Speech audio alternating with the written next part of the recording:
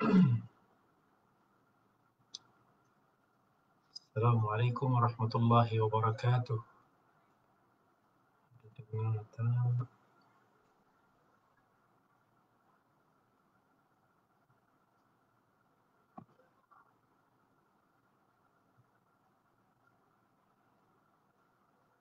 Testing, testing.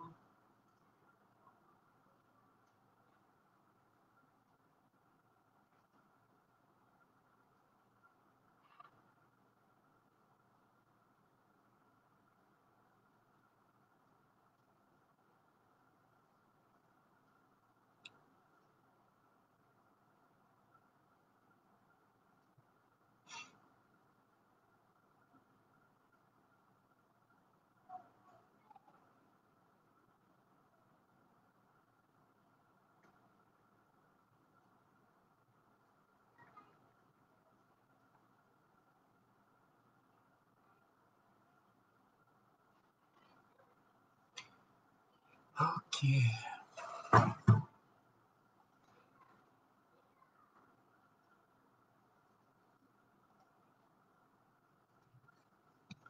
Okay, Assalamualaikum warahmatullahi wabarakatuh. Alhamdulillahi rabbil alamin wa bihi nasta'in wassalatu wassalamu ala rasulihil amin nabiyyina Muhammadin sallallahu ala alihi wa ashabihi ajma'in. Rabbi shrah li sadri wa yassir li amri wahlul 'uqdatam min lisani yafqahu qawli, amma ba'd. Alhamdulillah, pada malam ini kita akan berkuliah dengan tajuk azab kubur, yang mana azab kubur sebenarnya adalah salah satu daripada perhentian kita selepas daripada roh kita berpisah daripada jasad kita, iaitu satu alam di antara dunia dan juga di akhirat.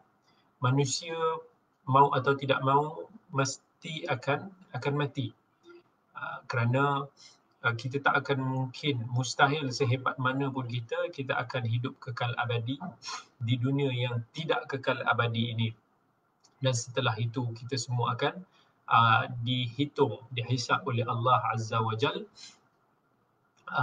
atas amalan-amalan yang kita pernah lakukan di dunia.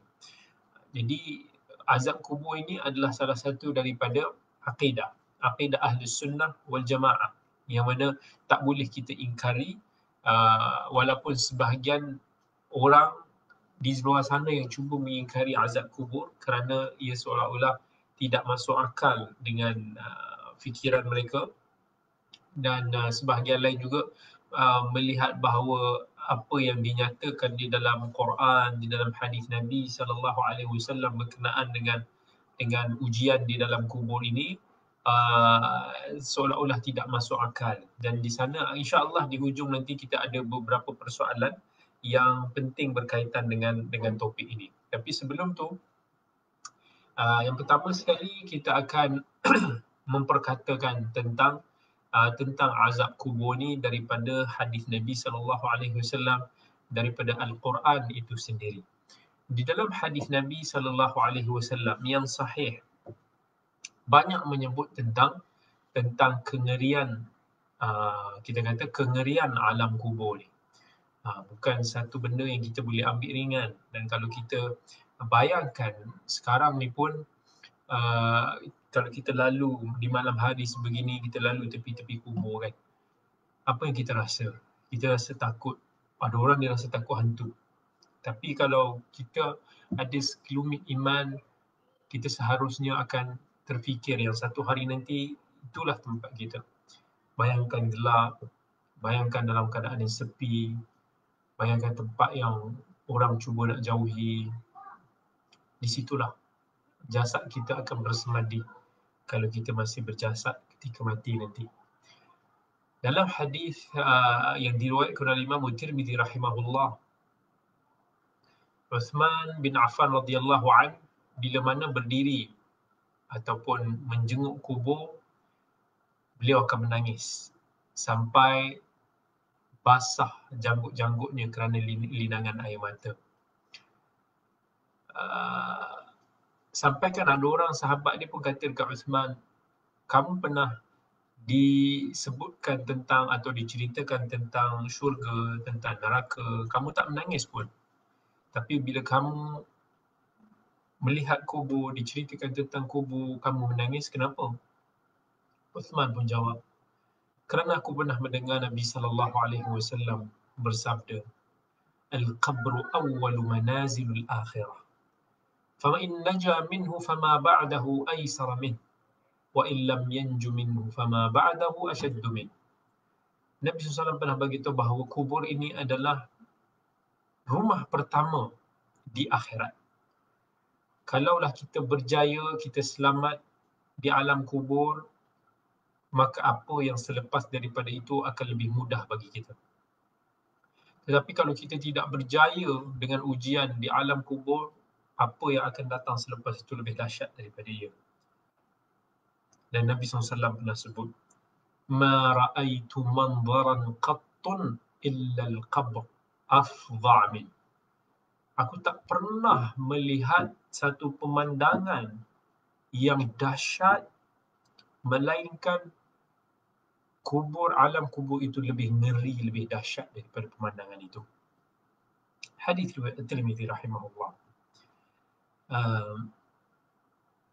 Jadi bila kita tahu bahawa ujian kubur ni hanyalah sebagai satu pit stop yang akan menentukan jalan kita seterusnya, sama ada kita ke syurga ataupun neraka. Orang yang beriman dalam hadis Barra, bila dia melihat kubur, dia melihat apa yang, bila orang beriman ni mati, bila dia melihat apa yang ada di dalam, apa yang Allah sediakan baginya, nikmat-nikmat yang bakal mendatang, lebih dahsyat, lebih baik, mereka akan berdoa, Ya Allah, segerakanlah kedatangan hari kiamat. Orang yang kafir pula, bila terlihat azab yang Allah sediakan bagi mereka di akhirat nanti, mereka akan doa, Ya Tuhan, janganlah Engkau datangkan hari kiamat. Sebab di kubur tu dah ngeri, tapi apa yang mendatang selepas daripada itu, bila mereka melihat tempat mereka nanti, jauh lebih ngeri daripada itu. Kemudian di dalam hadis Nabi SAW juga menceritakan tentang kubur ini antara cirinya gelap. Zulmatul qabr. Sebagaimana dalam sebuah hadis yang diriwayatkan oleh Imam Bukhari dan Muslim, ada seorang wanita yang selalu membersihkan masjid Nabi SAW, rajinnya, meninggal. Sampai dah berhari-hari Nabi SAW pun tertanya-tanya, Nabi tercari-cari, mana perempuan ni lama tak nampak. Diorang pun bagi tahu yang wanita tersebut telah meninggal dan telah ditanam. Tapi ketika itu di malam hari, mereka tak mau nak kejutkan Nabi SAW.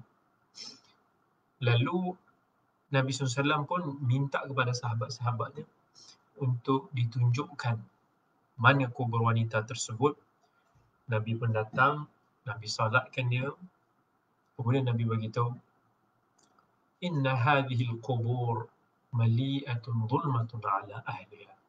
Sesungguhnya kubur ini adalah satu kegelapan yang sangat, yang kubur ini penuh dengan kegelapan kepada penghuninya. Wa inna Allah azza wa jalla, sesungguhnya Allah akan menerangi kubur itu dengan salatku, doaku ke atas mereka. Kubur juga dia boleh menghimpit manusia. Bila mana jenazah kita telah diletakkan di dalam kubur, dia pasti akan ada satu macam himpitan yang tak ada sesiapa pun yang terselamat daripadanya. Baik yang besar, yang kecil, yang baik, yang soleh, yang tak soleh. Ada dah disebutkan dalam beberapa hadis, kubur itu seolah-olah macam bom. Dia ada bom ni mungkin kita faham macam menghimpit. Dia macam istilah dia macam tu. Macam. Tapi bom ni, maksudnya kalau kita kata himpit, Izik yang kita faham ni adalah dia menyakitkan. Tetapi dam ni saya tak tahu nak kata, boleh kata peluk pun boleh kata himpit pun boleh. Peluk tak menyakitkan tapi dia macam tu juga. Bila Sa'ad bin Mu'adh meninggal, Nabi SAW sebut pintu langit terbuka, 70,000 malaikat pun menyaksikan jenazahnya. Dalam hadis riwayat Sunan An-Nasa'i, Nabi SAW pernah menyebut tentang Sa'ad bin Mu'adh, laqad dhamma dhammatan thumma furija anhu. Pernah beliau ini di-dham, kemudian dilepaskan bagi dia. Dan dalam hadis riwayat Ahmad, Nabi SAW beritahu, inna lil qabri dhaghta law kana ahadun najiyan minha naja Sa'ad bin Mu'adh. Sesungguhnya kubur itu ada satu himpitan yang mana kalau ada sesiapa yang terselamat daripadanya, nescaya yang akan selamat itu Sa'ad bin Mu'adh. Jadi ini menunjukkan bahawa kubur itu ada dia punya cengkaman, himpitan. Semua orang kena. Cumanya ulama membahaskan adakah maksudnya himpitan itu menyakitkan ataupun tak. Ada yang membahagikan bahawa dhammatul mu'min, himpitan orang beriman ni sebagaimana pelukan. Dham, boleh jadi dham ni juga maksudnya memeluk. Maksudnya bagaikan pelukan seorang ibu pada anak. Dan kalau kita peluk macam tu, dia tak rasa sakit, tapi dia ada feel yang tersendiri, yang baik. Kalau orang yang tidak beriman, himpitan itu adalah himpitan yang menyakitkan lah. Kemudian dalam riwayat hadis Nabi SAW ada menceritakan tentang macam mana kita nanti akan diuji di alam kubur, iaitu bila mana kita telah diletakkan di dalam kubur, telah ditanam, orang dah berlalu pergi, akan datang malaikat. Dalam hadis Sunan Tirmizi, Nabi SAW memberitahu, malaikat yang akan datang menjenguk kita nanti di kubur adalah malaikat yang hitam kebiruan. Dikatakan salah satunya Munkar dan salah satunya Nakir. Dan mereka berdua akan kata, ma kunta taqulu fi hadzal rajul. Apa yang kamu katakan terhadap lelaki ini? Maksudnya Nabi. Fayaqulu ma kana yaqulu huwa Abdullah wa rasuluh. Ashhadu an la ilaha illallah wa anna Muhammadan abduhu wa rasuluh. Orang yang beriman, dia akan jawab, ni adalah hamba Allah, dia adalah Rasulullah, aku mempersaksikan bahawa tiada Tuhan melainkan Allah dan Nabi Muhammad itu adalah Rasulnya. Tetapi orang munafik, dia akan kata, sami'tun nas yaquluna qawlan faqultu mithlahu. La adri. Orang munafik ini dia akan jawab, aku dengarlah manusia cakap dini sekian-sekian, aku ikutlah. Tapi aku tak sure. Sebab masa tu yang akan, kita kata yang akan bercakap tu dah bukan nak kata kita punya akal yang kita boleh cong, kita boleh ingat kita boleh tipu malaikat, no. Itu adalah berlandaskan kepada iman kita dan amalan kita kat dunia. Orang munafik yang imannya berpura-pura akan terzahir kepurpuraannya ketika mana ditanya di dalam kubur. Dalam hadis Al-Bara' bin Azib, Nabi SAW pernah sebut dalam sebuah hadis, malaikat yang datang ni dia akan macam seolah-olah dudukkan jenazah tersebut. Dia akan tanya, man rabbuk, siapa Tuhan kamu? Ma dinuk, siapa agama kamu? Apa agama kamu? Man nabiyyu, siapa nabi kamu? Itu adalah kita kata ujian yang terakhirlah. Seseorang itu diuji nanti. Itulah yang Nabi SAW maksudkan bahawa Allah Azza wa Jalla pernah berfirman, yuthabbitullahu alladhina amanu bil qawli thabiti fil hayatid dunya. Orang yang beriman, Allah akan tetapkan ucapannya, jawapannya.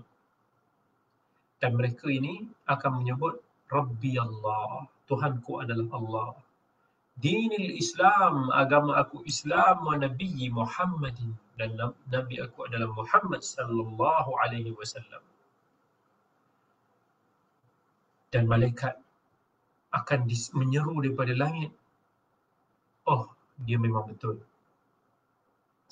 Orang yang kafir ataupun orang yang gagal nanti, bila ditanya semua soalan, dia kata, la adri. Dia rasa panik, dia akan cakap dia tak tahu. Apa semua dia tanya, dia akan aku tidak tahu. Dalam hadis sebut, la adri. Itu antara ujian yang akan ditanya. Dalam hadis Bukhari dan Muslim, Nabi SAW sebut, jenazah ni bila telah diletak dalam kuburnya dan sahabat-sahabat, orang yang datang kebumikan dia dah balik, dia masih boleh dengar lagi bunyi telapak kaki mereka. Dan bila mereka telah berlalu, datangnya dua malaikat akan dudukkan dia. Soalan yang tadi kita kata, macam mana yang kita sebut dalam hadis Al-Bara' tadi. Nabi SAW mula-mulanya tak tahu tentang isu orang umat ini akan ditanya ataupun disoal di dalam kubur. Kemudian Allah bagi wahyu dan bagi tahu kepada Nabi SAW. Nabi SAW pun mula-mula menyangka bahawa yang akan diuji adalah orang Yahudi. Sampailah turun wahyu dan diberitakan bahawa umat ini semua akan diuji dalam kubur. Nabi SAW pun banyak berdoa supaya diselamatkan daripada azab kubur. Persoalan yang seterusnya, adakah orang kafir itu akan diuji di dalam kubur? Dalil umum hadis-hadis yang kita sebutkan tadi menunjukkan bahawa orang kafir juga akan ditanya, disoal di dalam kubur mereka. Tetapi ada beberapa ulama, tokoh Islam seperti Ibn Abdul Bar, Al-Imam As-Suyuti rahimahullah, Al-Hakim At-Tirmidhi, mereka berbeza pandangan dalam hal ini. Al-Imam Al-Hakim At-Tirmidhi disebut mereka ini, umat-umat terdahulu khususnya, mereka tidak disoal di dalam kubur kerana mereka telah disegerakan azab mereka di dunia, berbeza dengan umat Muhammad yang Allah tangguhkan azab mereka. Allah tidak mengazab mereka secara segera ataupun jelas di dunia ini. Jadi mereka ini akan diuji di dalam kubur. Ada perbezaan pandangan ulama di dalam hal ni. Misalnya ada yang kritik balik, dia kata boleh kena cek balik sebab dia kata tidak kedengaran selepas daripada turunnya Taurat dulu Allah mengazab umat-umat terdahulu. Dan Al-Imam Ibn Abdul Bar, dia menggunakan hadis as-sahih yang menyebut inna hadhil ummah tubtala fi quburiha, sesungguhnya umat ini akan diuji di dalam kuburnya.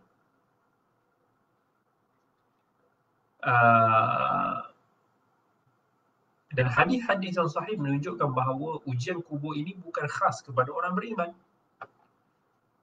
dan bukan juga khas kepada umat ini semata-mata.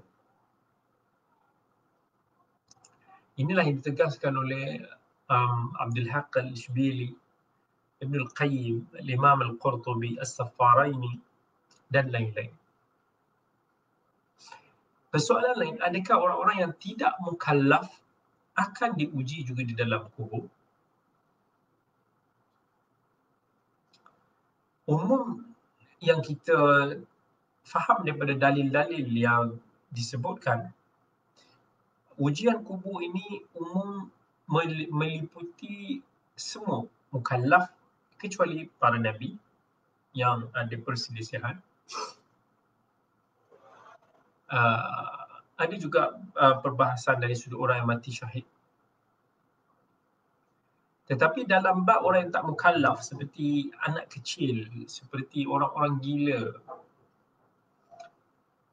ada perbezaan pandangan ulama dalam hal ini. Sebahagian daripada ulama kata mereka ini tidak disoal di dalam kubur. Pandangan Al-Qadhi Abu Ya'la Ibnu Aqil, kerana mereka katakan soalan-soalan macam ni make sense-nya pada orang-orang yang berakal lah, orang yang mukallaf. Mereka yang tak dicatat amalannya, yang tidak diwajibkan apa-apa kewajipan ini, mereka ni tidak termasuklah dalam mereka yang diuji. Sebab tak ada maknalah nak diuji kepada sesuatu yang mereka tidak dipertanggungjawabkan. Sebahagian lain, macam Abdul Hakim Al-Hamdani mengatakan bahawa mereka juga akan ditanya. Mereka menggunakan hadis riwayat Malik.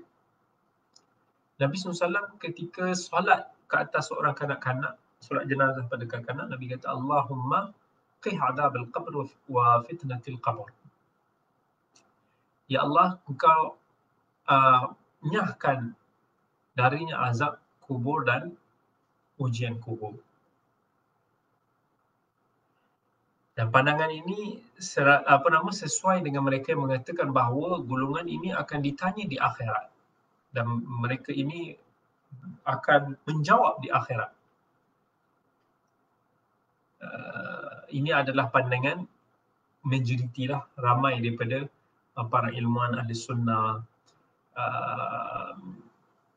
Ini juga apa yang diisyaratkan ataupun dinukilkan daripada Imam Ahmad dan lain-lain. Kalau kita tengok nas-nas, hadis-hadis yang berkaitan dengan azab kubur dan nikmat yang ada di dalam kubur ini, kita boleh katakan hadis ini secara maknanya mencapai tahap mutawatir. Banyak sekali hadis tentang soalan malaikat. Kita beriman dengan semua hadis ini. Cuma kita tidak, seperti biasa, benda-benda gaib macam ni kita tidak memperbahaskan secara detail tentang kaifiatnya. Sebab itu bukan tahap akal kita untuk nak faham. Sebab tu orang yang menolak isu ujian kubur ni, mereka kata tak dengar apa pun, tak nampak apa pun, mayat tak bergerak pun. Itu apa yang setakat manusia boleh lihat dan apa yang manusia boleh faham. Tapi alam ghaib sesuatu yang kita tak boleh faham.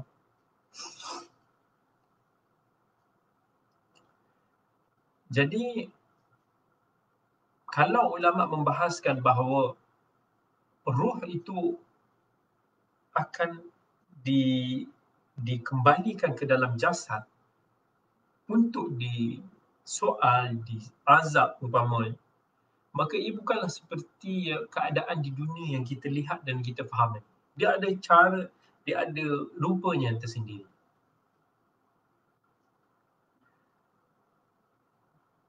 Azab kubur ini adalah azab yang dikata sebagai azab di alam barzakh. Siapa sahaja yang mati bahawa dia berhak untuk mendapat siksaan ataupun nikmat, bergantung pada amalannya. Sama ada dia dikuburkan atau tak dikuburkan, sama ada mayatnya ditanam ataupun hancur, tak ada dah, dibakar umpamanya, tenggelam dalam laut umpamanya, dia tetap ditanya ujian barzakh. So it's not about kubur yang kita tengok tanah itu semata-mata. Walaupun mungkin jasadnya hilang, hancur,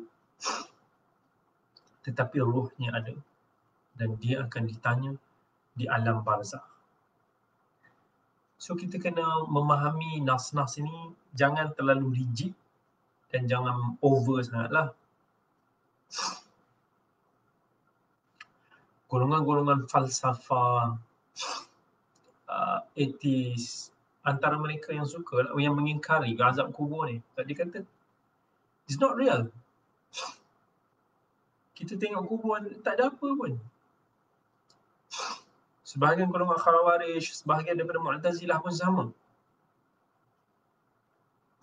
Sebab dia orang cuba untuk nak memahami berdasarkan panca indera dan ilmu manusia yang begitu terhad ini. Mereka menyangka bahawa mata-mata manusia ni boleh melihat segala benda. Telinga ni boleh dengar semua benda. Sedangkan realiti banyak benda yang kita tak boleh melihat dengan mata, tapi kita tahu benda tu ada. Angin kita tak nampak. Ada benda yang kita boleh dengar, ada benda yang kita tak boleh nak dengar. Kita tak dengar bunyi-bunyi gelombang, bunyi-bunyi serangga kecil-kecil, halus-halus ni kita tak dengar. Itu baru di dunia, jangan kita kiaskan lagi dengan alam ghaib. Even di dalam Al-Quran pun ada isyarat berkenaan dengan azab kubur, yang mana Al-Imam Al-Bukhari rahimahullah, di dalam Sahih Bukhari dia ada buat bab ataupun kitab janaiz, bab jenazah. Dia berikan topik maja'a fi azabil qabr. Apa yang berkaitan dengan azab kubur, dan dia bawa ayat idzal zalimuna fi ghamaratil mauti wal malaikatu basitu aydihim akhriju anfusakum al-yawma tujzauna azabal hun. Yang itu berkaitan dengan, maksudnya macam keluarlah kamu daripada kubur kamu. Bila Allah kata wa qauli ta'ala sanu'adzibuhum marratain thumma yarudduna ila 'adzabin 'adzim.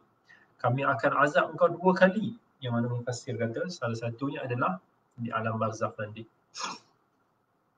Bila Allah kata wa haqa bi ali fir'auna su'al 'adzab an-nar yu'raduna 'alayha ghuduwan wa 'ashiyya wa yawma taqumu as-sa'atu adkhilu ala fir'auna ashadda al-'adzab. Ini adalah ayat-ayat yang menjadi isyarat tentang kesabitan alam azab kubur ataupun azab di alam barzakh sana. Ayat pertama yang kita sebutkan tadi adalah berkenaan dengan malaikat mengazab orang kufar ketika nazak. Ayat kedua, ada 2 azab yang akan menimpa orang munafik sebelum hari kiamat. Yang pertama, apa yang Allah azab mereka di dunia. Yang kedua, dengan kubur. Al-Hasan al-Basri beritahu, sanu'adzibuhum marratain, 2 kali kami azab mereka, satu azab kubur, satu azab di dunia. Ayat ketiga yang kita baca tadi adalah lebih jelas, ayat yang paling jelas lah dalam membuktikan tentang kewujudan azab kubur ini. Yang mana Fir'aun dan keluarganya ini akan dipertontonkan tentang neraka yang mereka akan pergi nanti. Ini berlaku sebelum hari kiamat, which is definitely di alam barzakh sana.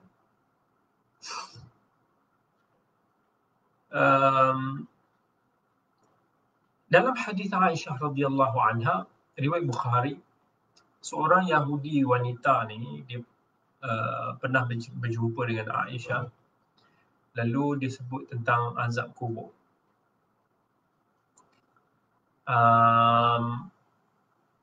Kemudian dia kata, bila disebut tentang tu, Aisyah pun datang berjumpa dengan Nabi. Aisyah tanya pasal azab kubur. Dan Aisyah bagi tahu Nabi SAW ni selepas salat sangat banyak untuk mendoakan dirinya daripada terselamat daripada azab kubur. Banyak sangat kalau kita tengok hadis-hadis Nabi SAW yang menceritakan tentang kubur yang kita tak boleh nak ingkar. Nabi pernah bagi khutbah berkenaan dengan fitnatul qabr, ujian di kubur, sehingga membuatkan sahabat-sahabat berasa begitu gerun.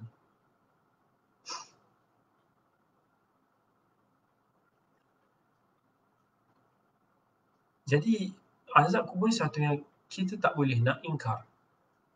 Dan Nabi SAW dalam satu riwayat pernah mendengar suara-suara orang yang diazab, bunyi-bunyi itu. Allah singkapkan sikit hijab kat Nabi SAW untuk nak dengar. Dalam hadis riwayat Muslim, ketika Nabi lalu di kira kata perkampungan Bani Najjar dengan beberapa sahabat dia, Nabi lalu dekat kubur-kubur 5-6 atau 4-5 kubur dekat situ. Nabi kata, "Man ya'rifu ashabu ahlil aqwar." Siapa yang kenal dengan empunya kubur-kubur ni? Seorang lelaki pun berkata, "Ana, aku ya Rasulullah." Nabi kata, "Famata mata haula?" Bila mereka ini meninggal? Dia katalah, mereka ni dah meninggal dalam keadaan yang syirik dulu. Nabi menjawab, "Inna hadhil ummah tubtala fi quburiha falawla an la tadafanu la da'awtu Allah an yusma'akum min 'adzabil qabr alladhi asma'u min." Nabi beritahu, sesungguhnya umat ini akan diuji di dalam kuburnya mereka, kalau tak kerana takut orang ni akan jadi panik, jadi tak keruan, aku mesti berdoa pada Allah supaya Allah memperdengarkan tentang azab kubur ni. Masa kita dengar, of course is totally ngeri lah. Even ada juga diriwayatkan hadis dalam Bukhari dan Muslim, Nabi SAW bila dia pernah keluar satu masa selepas terbenam matahari, dia terdengar satu bunyi. Kemudian Nabi bagi tahu, oh, itu bunyi seorang Yahudi yang sedang diazab di kuburnya. Hadis yang sangat famous tentang hadis Ibn Abbas dari Bukhari Muslim, Nabi SAW pernah lalu dekat 2 kubur yang mana mereka ini diazab dengan dosa yang bukanlah satu dosa yang besar. Satu suka mengadu domba, satu tidak menjaga najisnya. Jelas, dan beberapa hadis lagi yang menunjukkan memang itu Nabi SAW sendiri mendengar suara-suara azab kubur. Dan kalau Allah mahu, Allah boleh singkapkan juga kepada beberapa hamba-Nya untuk nak dengar. Sebahagian kita mungkin ada pernah dengar kan, sebahagian orang saleh yang pernah dirasa macam pernah terdengar, pernah diperlihatkan tentang azab kubur. Bahkan benda ini berlaku pada sambani orang-orang saleh yang dipercayai, tokoh-tokoh yang kita trust dia punya amanah dia, agama mereka. Imam Taimiyah rahimahullah sendiri bagi tahu, boleh jadi disingkatkan kepada ramai orang daripada orang-orang zaman kita ni, sama ada secara yaqabah, secara sedar, ataupun dalam keadaan yang dia tidur secara mimpi. Berlaku. Itu even kata Imam Ibn Taimiyah sendiri.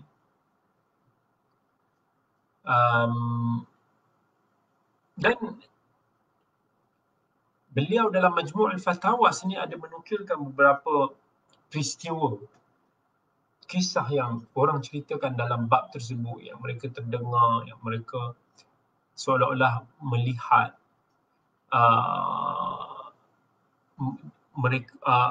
beberapa ahli kubur ini sedang diazab. Kalau Allah kehendaki, Allah boleh singkapkan. Dan diceritakanlah, bab ni agak panjang sikit.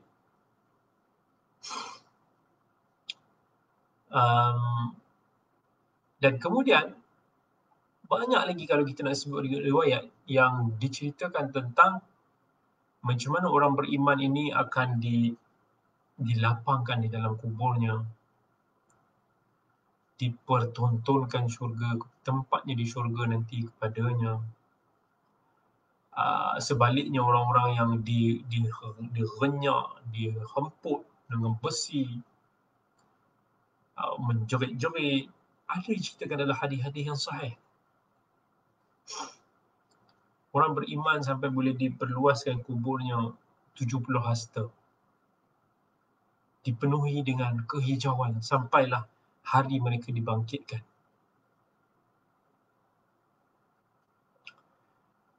Good news untuk insya-Allah pada orang beriman. Dan orang kafir pula akan dipertontonkan tempatnya sampailah dibangkitkan di hari akhirat. Mereka akan menderita.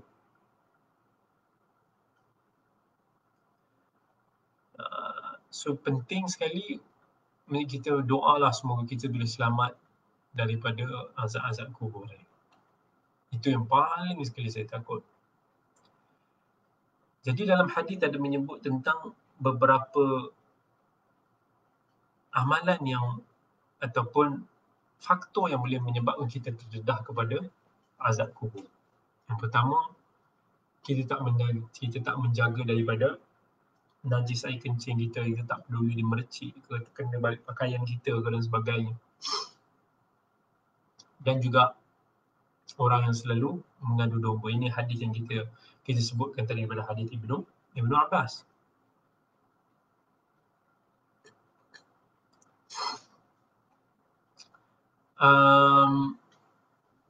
Kemudian antaranya dosalah maksiat orang. Dalam hadis disebut orang yang berdusta, orang yang mengabaikan Quran, orang yang berzina, orang yang makan riba.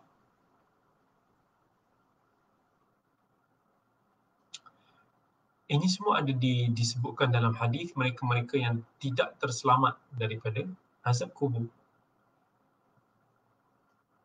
Yang Nabi ceritakan tentang macam mana rupa-rupa azab tu.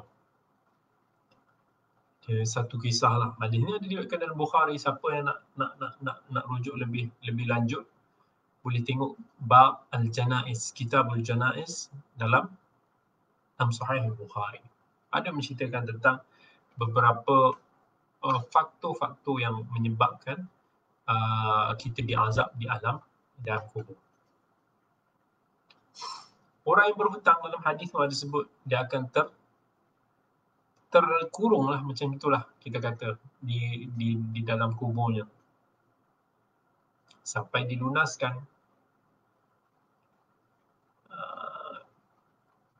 Jadi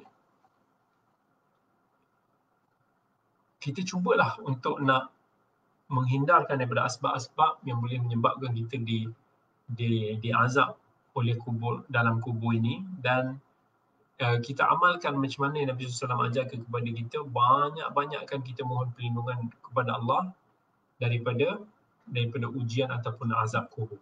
Dan Nabi SAW minta sahabat-sahabatnya banyak untuk nak berdoa begitu.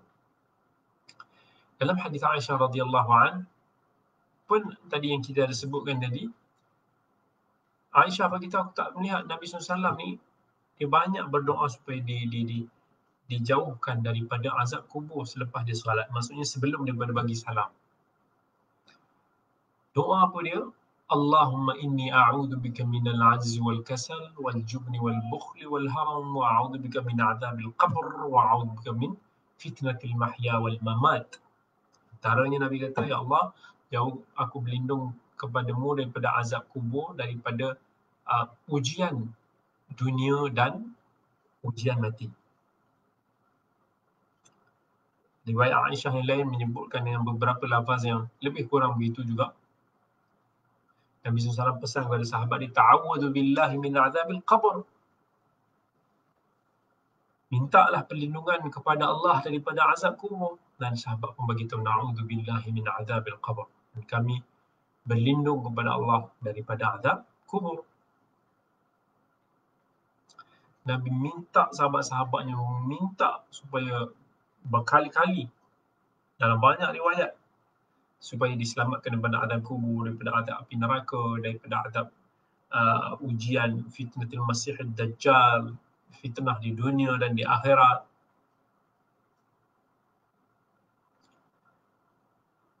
Even Nabi SAW pun begitu, idza tashahhada ahadukum, kalau kita tengah bertasyahud, falyasta'idz billahi min arba'. Mohonlah perlindungan daripada Allah daripada 4 perkara. Maksudnya lepas kita daripada tasyahud akhir, sebelum kita bagi salam, kita doa, Allahumma inni a'udzubika min adzabi jahannam wa min adzabil qabr wa min fitnatil mahya wal mamat wa min fitnatil masiihid dajjal. Hadis riwayat Muslim. Banyakkan doa ni, mesti kita wajibkan diri kita sebelum kita bagi salam setiap solat, kita doa dengan doa ni. Dan dalam hadis-hadis Nabi menyebut antara orang yang akan terselamat daripada azab kubur ni antaranya syahid, orang yang mati sebagai murabit fi sabilillah, frontliner fi sabilillah. Ada juga sebahagian perbahasan tentang orang yang mati hari Jumaat, tetapi kesahihannya itu dipertikai. Ada yang mati sebabkan katanya sakit perut. Itu antara apa yang ada disebutkan di dalam hadis Nabi SAW. Kemudian kalau ada orang bertanya,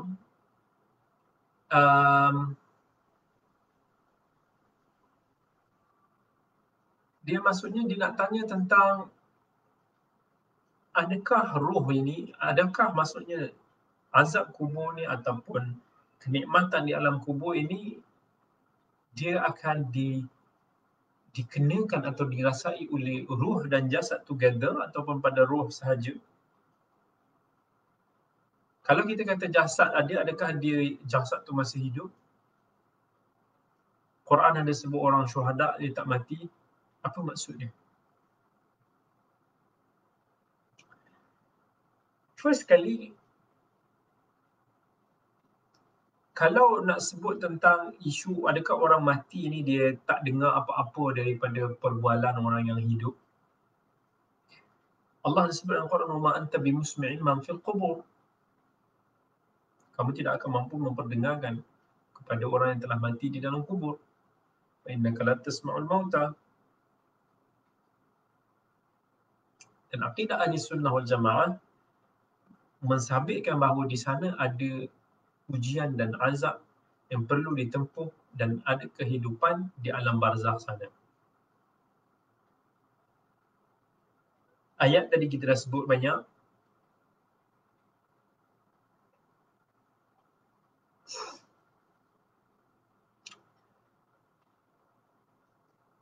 Kata Imam Ibn Taymiyah rahimahullah, "An-na'im yahsul lahu fi manamihi ladza wa alam, wa dhalika lirruh yahsul lirruh wal badan, hatta innahu yahsul lahu fi manamihi man yadribuh fa yusbih wal waj'u fi badani."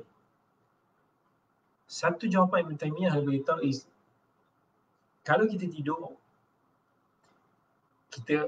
kita boleh feel ada kala keseronokan.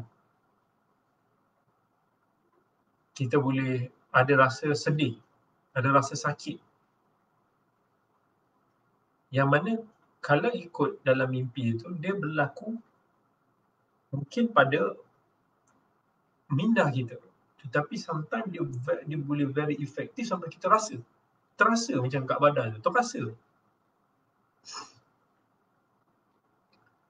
Sampai kan kalau kita mimpi ada makan sedap-sedap, kadang kita bangun tu macam terasa-rasa dia punya sedap tu dekat mulut.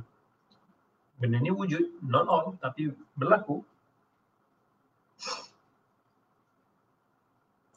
فإذا كان النائم يحصل للروح وبدنه من النعيم والعذاب ما يحس به والذي إلى جنبه لا يحس به حتى وقد يصيح النائم من شدة الألم. Orang yang tidur pun sama tak? Dia rasa macam everything berlaku pada dia. Tapi orang yang tidur sebelah ni mungkin tak rasa apa. Berbeza pula. Begitu juga dengan alam kubur. So it's something, even di dalam kita mimpi pun, sometimes kita rasa macam everything yang kita dah bangun, kita rasa tak logik. Tapi masa mimpi tu kita rasa logik. Rasa macam tak ada isu je, macam okey je. Tapi bila bangun rasa macam, macam pelik je. Macam tak logik je. Dah kan?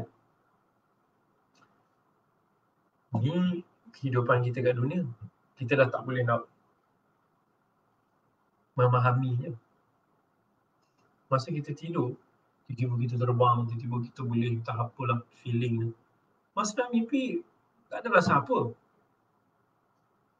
So jangan samakan keadaan kita di kubur nanti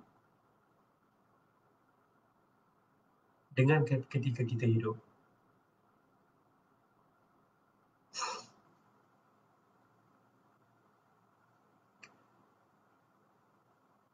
Mungkin ada orang cakap, orang yang mati ni tak bergerak kan dalam kubur dia. Tanah pun tak ada berubah apa pun.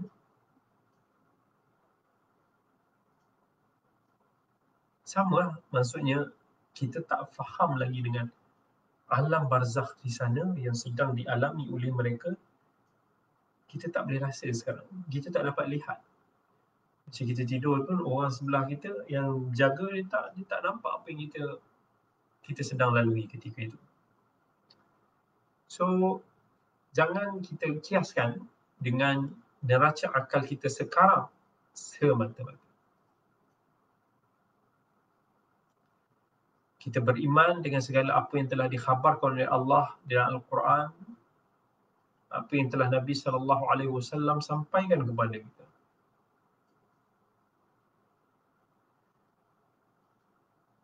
Walaupun orang tu mati dalam keadaan tenggelam, terbakar, dimakan binatang, buas, hancur tulang belulang, dia tetap ada form dia, ruh, jasad yang akan menyebabkan dia merasai dan diuji di alam barzakh sana. Tetapi dalam bentuk yang kita tak boleh nak understand.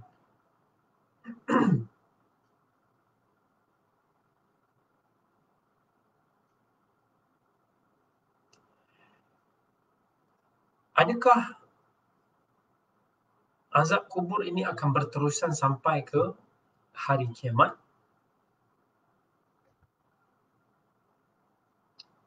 Syekh Al-Utsaimin kata, in kana al-insanu kafiran wal iyad billah fa innahu la tariq ila wusul an-na'im ilayhi abadan. Kalau seorang tu kafir, maka dia tidak akan mendapat apa-apa nikmat pun selama-lamanya. Wa yakunu 'adzabuhu mustamirran, dan azab dia akan berterusan. Wa amma in kana 'asiyan wa huwa mu'min fa innahu idza 'udziba fi qabri yu'adzab biqadri dhunubi. Orang beriman tapi dia banyak maksiat, dia akan diazab dalam kubur mengikut kadar dosa dia. Wa rubbama yakunu 'adzab al-qabr 'adzab adh-dhunub bihi aqall min al-barzakh alladhi baina mawtihi wa qiyam as-sa'ah wa hina idhin yakunu munqati'an.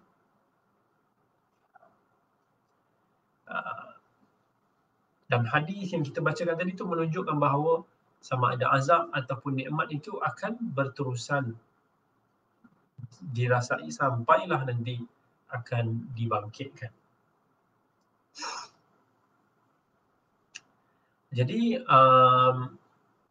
insya-Allah apa yang penting sekali untuk kita semua supaya kita mohon perlindungan daripada Allah daripada azab kubur, dan insya-Allah moga-moga Allah pelihara kita semua. Allah jaga kita jangan tidak menyiksa kita dalam kubur, sebab itulah yang paling ngeri sekali. Kita tak mahu, minta selalu perlindungan daripada Allah. Moga-moga Allah selamatkan kita semua, insya-Allah. Jadi sekadar itu sahaja dulu untuk kali ini. Aku qauli hadza wa astaghfirullahal azim li wa lakum. Wassalamualaikum warahmatullahi wabarakatuh.